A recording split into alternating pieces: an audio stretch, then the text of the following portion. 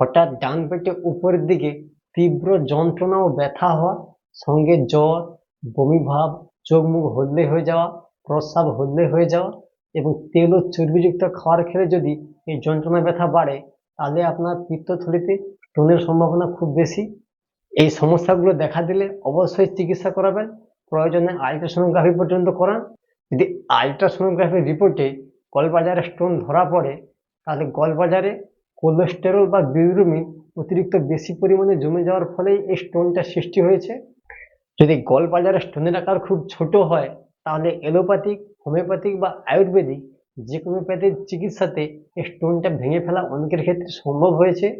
এবং তার সাথে কিছু লাইফস্টাইল অবশ্যই মেনে চলা দরকার, যেমন দীর্ঘ সময় ধরে খালি পেটে না থাকা, তেল ও চর্বিযুক্ত খাবার খাওয়ার বন্ধ রাখা, ওজন নিয়ন্ত্রণে রাখা, ডায়াবেটিস ও কোলেস্টেরল নিয়ন্ত্রণে রাখা।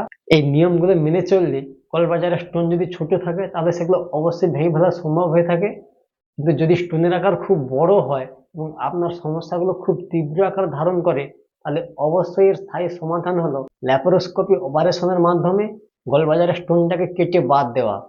যদি কোনো চিকিৎসক গলবাজারের স্টোন বড় হওয়া সত্ত্বেও এবং আপনার সমস্যাগুলো খুব তীব্র আকার ধারণ করা সত্ত্বেও তিনি বলে থাকেন ওষুধের মাধ্যমে তার এই গলবাজারের স্টোনটা গলিয়ে ফেলা সম্ভব, তাহলে এই যে সেই চিকিৎসকের প্রতারণা হতে পারে।